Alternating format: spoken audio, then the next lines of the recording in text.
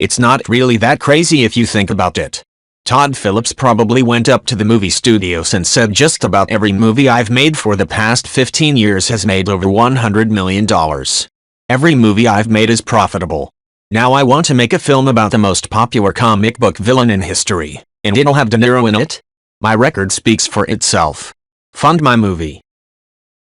RNBW Turtle said. Despicable Me. Great. Good characters, emo, with a nice message for the kiddos. Despicable Me too. Kind of just trying to keep the kids' attention with funny purple minion. Decent message about families, but also kind of makes it seem like Gru is a failure as a father. You don't need both parents to have a happy family, but it certainly makes it easier. And it's all downhill from here. Despicable Me and Megamind were kind of counterparts. I feel if Megamind had the chance to keep going, and Despicable Me flopped, comparatively, it'd be the exact same situation, just with Megamind's robots. Dark Azazel said. I truly wonder what happened. Obviously the content is there for more seasons, but why did they go the route they did? S1 was popular, so I doubt funding. Studio? Rights? Did they just not want to do another season or two? It's a shame. I really like the first season. Some of my favorite animes get fucking shafted, either with a rushed ending, no continuation, or it just randomly stops. Mudbutt20 said. If they really wanted to make a new series that ended with a bang like Harry Potter, they should have done a better built-up. Movies 1-3 deal purely with Newt and company getting into hijinks in North America and beyond. All the while, drop hints that Grindelwald is out there. By the fourth movie, then they could have pulled everything they did in the second movie and it would have felt much more deserved. Studios rushing series before they can organically develop is destroying people's interest in long-form series. Advocate Saint said. Series that should have stopped after one, but didn't, Taken. Like Home Alone, how many fucking times can you lose your family? Here's one that, for the time being, actually did stop after one movie. Hard Car Henry. The filmmakers knew the live-action FPS action gimmick would get stale really fast, so they had one chance to knock it out of the park. And good lord, did they ever 5 years later and no sequel, just as it probably should be. Series that shouldn't have stopped after one film, but hasn't had a good film since the first, Kingsman, second one sucked, and the newest one isn't out yet. Clester said. The first season honestly isn't even really suicide bad, it's hey kids. Do you hate your life? Do you want everyone in your life to feel bad and think about how they've treated you?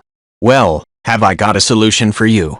Literally the closest saving grace is that the actual death scene at the end was fairly raw, graphic, and not at all glamorous.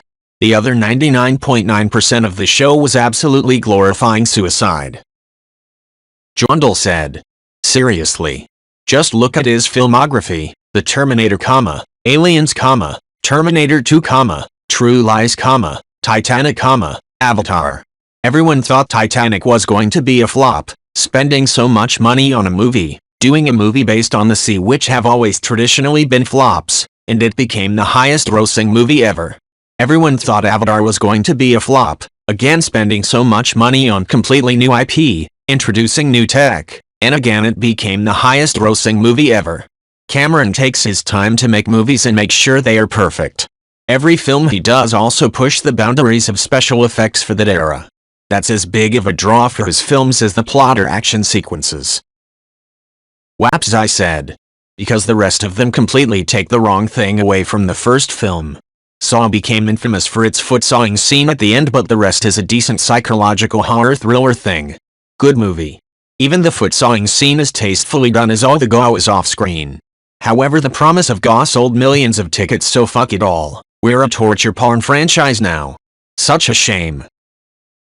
Zerativer said.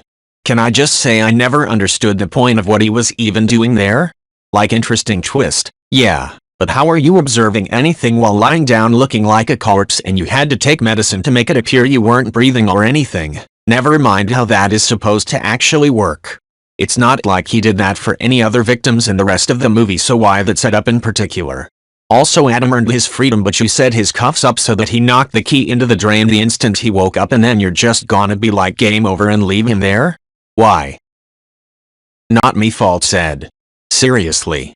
The first movie ends with Neo being an omnipotent god. The very last shot of him flying clearly shows he can do anything and everything in the Matrix and has unlimited power. Then they wanted to make sequels, so they retconned his abilities to only be what was explicitly shown in the first movie. Even more, though, was the fact that the first movie was actually an interesting bit of speculative fiction, about questioning our reality and the things we take for granted. The sequels have none of that. They were just mediocre action schlock. Spaloof said. Scrolled down this thread looking for someone to say The Matrix. Personally, I felt like the first movie was a perfectly contained standalone story and the sequels just didn't add anything new to the narrative. After watching Matt Pat's video that Agent Smith is really the one and not Neo, I made my headcanon that both Neo and Agent Smith are the one, since it took both of them plugged into the source to restart the Matrix. And we see both of them altering the Matrix in their own ways during the sequels. But ultimately I would have been fine if the sequels were never made and just let the first movie be its own story. Piazza said. The sequels have none of that. They were just mediocre action schlock. And they could have made that interesting. The moment in The Matrix Reloaded where Neo discovers he can influence machines in the real world. Neo realizes he is in another Matrix, one that is one level above the original Matrix, designed by the machines to fool those who reject their reality and give them the illusion of freedom in a really crappy society. Neo now has to figure out how to escape again and truly be free. But no. Neo can influence machines in the real world because, consulting Magic 8 Ball, he's Machine Jesus. Omni87 said. Space Jam.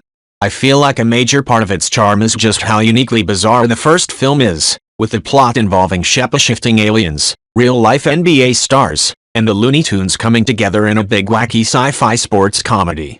As flawed as it is, you can hardly call it boring or unoriginal. And now they have a sequel coming out 25 years later, when all the folks who grew up with nostalgic memories of the first film are old enough to have disposable income to spend on it. While it certainly doesn't diminish the value of the first film, it still feels like one of the more blatant cynical cash grab sequels banking on nostalgia. The tagline might as well be Space Jam 2, The Search for More Money. Drange said. I'm waffling on Pacific Rim. The first film was fantastical and vibrant in the way Del Toro's best films always are. There was a great ensemble supporting cast, and the main theme and Jawadi's score brings the perfect energy. Meanwhile, the second film didn't live up to the high expectations, but it did give Charlie Day more work. So on the one hand, I want more movies with giant robots fighting giant monsters and Charlie Day screaming incoherently in the background, but I want them to have the same passion as the first film. Similar feelings about Cloverfield. Interesting premise set by the first film, and actually a decent follow-up, but it sorely needs a clear vision rather than just trying to cut and paste Cloverfield monsters into spec scripts. I think I really just want another good series of kaiju movies. The Godzilla series is the closest one to working, and even though they're entertaining, those films often feel like two unrelated movies stitched together. Skull Island felt like it had two directors filming independently, one who took notes from the new Jumanji movies, the other from Apocalypse Now. Original Cheo Cinebox said. The Lost World. Spielberg said he got bored with it halfway through making it, and it shows. Jurassic Park 3 actually pretty good. Wanted to be aliens with dinosaurs but didn't have the guts to go all the way. Jurassic World. A gigantic nostalgia fest for Jurassic Park. Fallen Kingdom. Nothing but setup for Dominion, the dinosaurs loose on the mainland film we've always wanted. Edit. Some spelling and formatting. Zanin said. I enjoyed all three movies, but I agree. The passing glimpse into Assassin World allowed our imagination to do so much more than the movies ever could. Once they got into 2 and 3, it felt silly, and left me with too many questions. At what point do they run out of people to kill? Is public murder legal in Action World? Is this basically an American version of Dynasty Warriors with John Wick being Lubu? Have long-range rifles not been invented, or does everyone just want to be stabbed with a pencil by John? Have you ever thought about a rocket launcher? How does the Continental manage to keep clients with all of them dying all the time? I feel like future clients would decide such a short life might not be their cup of tea. Is assassination the only profession? Who's driving the buses and farming? How is the DOS application managing to interface with what is clearly a Twilio API for mass texting? Zanin said. Is rockabilly required attire for secretaries, or does everyone at the call center just happen to dress like that? Why are you using such outdated technology at your call center? It clearly isn't to be hack-proof, since none of the computers are air-gapped and you are performing functions that require a sophisticated API. Is your hobo team governed by the higher council and the Continental is just the Coca-Cola of assassin companies, or do they just claim some kind of sovereign status just by being able to kill whoever they want? Egnard said. Once the 100 stopped being about 100 kids struggling to survive and their interpersonal relationships became predictable, the show started to suck.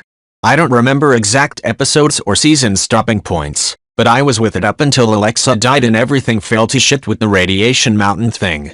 Every season could be summed up as, someone fucks someone new, one of them betrays the others, everyone is cool with the betrayer by the end, and they all promise to help each other and never do it again. Rinse and repeat.